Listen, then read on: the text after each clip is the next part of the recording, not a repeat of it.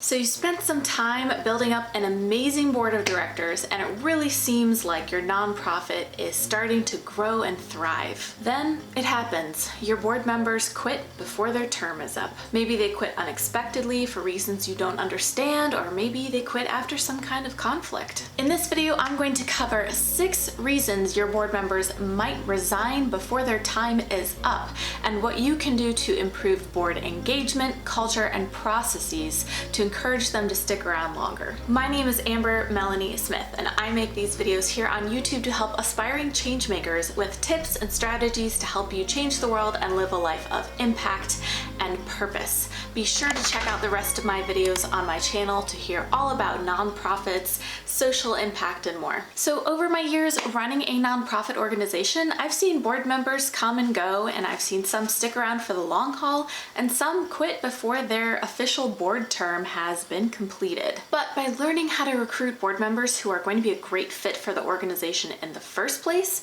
and by learning to recognize the reasons board members might be resigning before their board term has ended, I've been able to work with my board of directors to create more cohesion and long-term commitment. And that's a good thing, because having high board member turnover can lead to hiccups in your fundraising progress and your program implementation. So let's get into it. Let's talk about 6 reasons that your board members might resign early and what you can do to address these issues. Reason number 1, they didn't understand the expectations of being on the board before they joined. I didn't realize it was going to be this much work. I didn't know I was going to have to do that as a board member. Not understanding the expectations of a particular role is a reason anyone quits anything, whether it's your board members or staff or your volunteer base. But how to fix this is not actually that complicated, and it starts before you bring on the board members in the first place. So here's your fix. When you're recruiting new board members, you want to have a comprehensive list of expectations that board applicants are required to read and confirm they understand before they even apply. This will weed out the people who don't believe that they can meet the expectations you've set. And you want to make sure that your expectations are reasonable to high, not low. Don't set a low bar for board members, or anyone for that matter, because then that's the bar people will meet. If you've got a multi-year board commitment, I know in my organization we've got a 3-year board commitment. If that's what it is, put it on the paper. Make sure the people understand that, because the people who don't think they can commit 3 years simply won't apply, and they shouldn't, because that means they're not going to be a good fit. If they're going to be expected to raise a certain amount of money, put that in the board expectations. If they're going to have to attend a certain number of meetings, put that in the board expectations. In my organization, we also estimate the number of hours per month that board members will be probably expected to volunteer their time, so that people can know what kind of a time commitment it is to join a board of directors. Board members are unpaid volunteers, and so it might seem counterintuitive to want to put all these strict expectations in place. But if someone is going to be a leader in your organization and be deciding major policy and voting on things that will really impact the future of the organization, you want to make sure that they are fully aware of the commitment that is expected of them. And I can also tell you that board members will appreciate understanding the expectations of them before they join. Even if they are volunteering, they want to meet these expectations because they care about your cause. Reason number 2 that board members might resign before their term is up is that they did not feel heard. Maybe they're the quiet ones in board meetings, or maybe they get cut off or interrupted a lot by others. Maybe for some reason you don't even quite understand, they've been made to feel like their voice doesn't matter as much as others. This is a surefire recipe to alienate someone and make them think about quitting early. The good news is there are multiple strategies you can put in place to address this. First, you might consider having one board member on your board whose role it is to engage other board members, check in with them, just basically someone who keeps the board talking and engaged throughout the year. That way, if you get busy or other board members get busy, you know you can count on that one person to keep the conversation going and keep people engaged. Another strategy you can employ is to simply make sure every board member has had a chance to speak during the board meeting by taking turns. You can also ask board members to review materials and submit their questions in advance. This means that the people who may be more quiet, possibly more introverted, will have a chance to reflect on their thoughts and create a written answer so that they can be heard in that way. If you want to create a really inclusive board, you have to always remember that not everyone communicates in the same way. So giving people opportunities to communicate in the way that works best for them will make sure that they feel appreciated and heard. Maybe an issue is sensitive and someone's nervous about speaking up. Make sure that you're providing private opportunities to speak to your board chairperson to air their concerns in a way that is safe for them. Then make sure that the feedback that they've provided is accounted for in meetings and taken seriously. The third reason board members might resign before their term is up is that they were unsure how to contribute meaningfully to the organization. Maybe they feel lost, they don't know what activities they should be participating in, and they're unsure how their presence is making any kind of real difference for the organization, which is why they joined the board in the first place, to make a difference for your organization. Here's how to address this.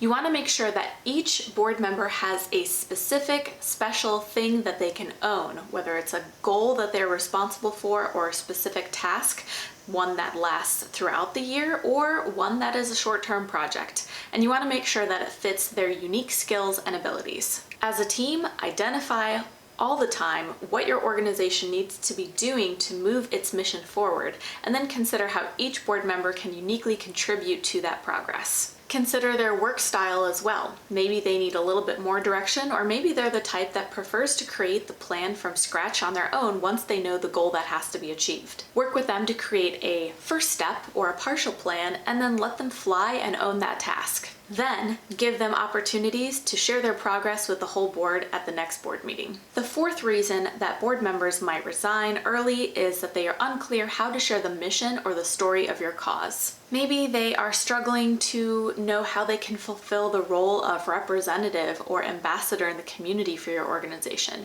They don't know how to explain your cause to others. They don't know how to explain why your cause needs donations or volunteers to rally the support that they need to get for your organization. Here are a couple ways to address this. The first thing you can do is provide a talking points checklist for new board members when they join the organization. That'll give them some easy bullet points they can practice and memorize. Spend a few minutes at each board meeting allowing board members to practice talking about the mission and their story together. And invite board members to network with the community and practice sharing the story and the mission with others in the public as well. But you want to make sure that people can tell about the mission and their story authentically. So you don't want them to just memorize points and then share them in public, because people can spot a faker. To mitigate this, you want to ask each board member to think about the mission of the organization, why they joined, and then come up with their own personal story that relates to the mission and why they wanted to support the cause. Then it becomes a lot easier for board members, because all they have to do is share their own personal story about why they got involved with your cause.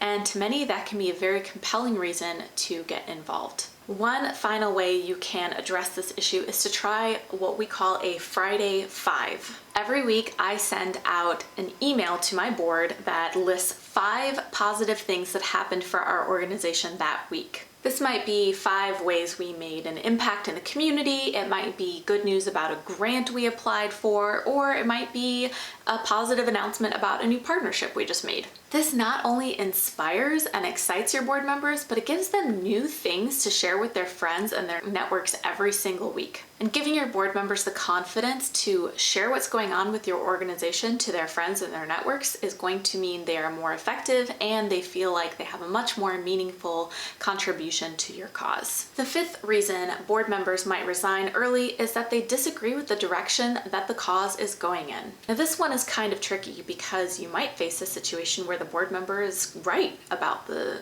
problem that they're talking about, or they might be wrong. So before you can really address this, you need to think about Does the board member who's bringing this up have a point? To get at the answer, you want to go back to the origins of your nonprofit. Think back to when the organization started, the original mission and the reasons behind it, and the values that you put forth when you started the organization. Reflect on that intent of the organization when you first started, and then think about where you are now as an organization.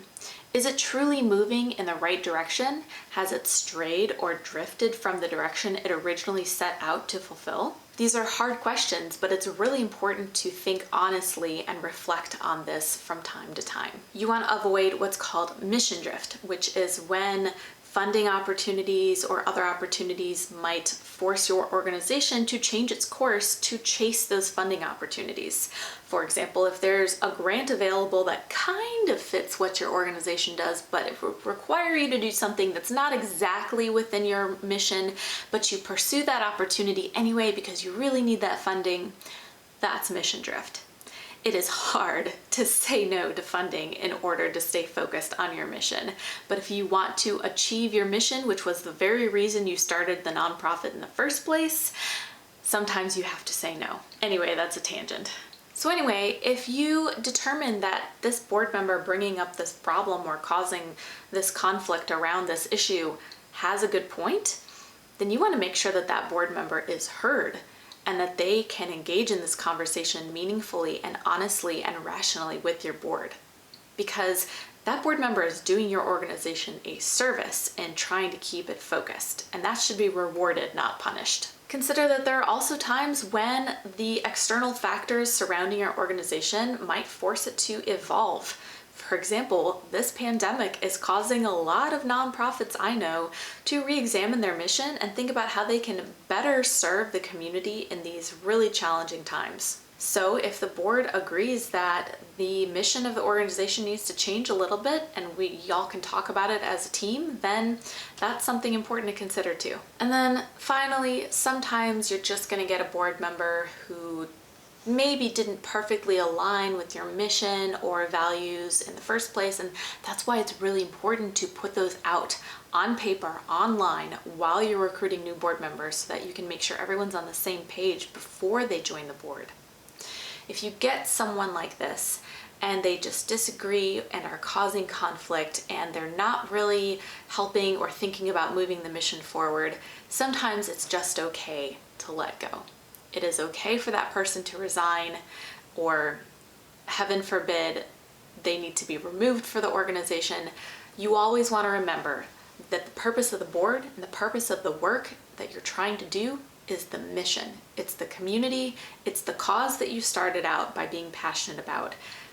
Board members' feelings are not a priority compared to that. So if that happens, sometimes you just have to accept a graceful resignation. And the sixth and final reason that I'm going to talk about in this video that board members might resign before their time is life just happens. Sometimes there are things you can't address. Someone wants to start a family and doesn't think they'll have time for the organization. They're moving away for another job across the country. Something tragic happens in their lives that is out of their control.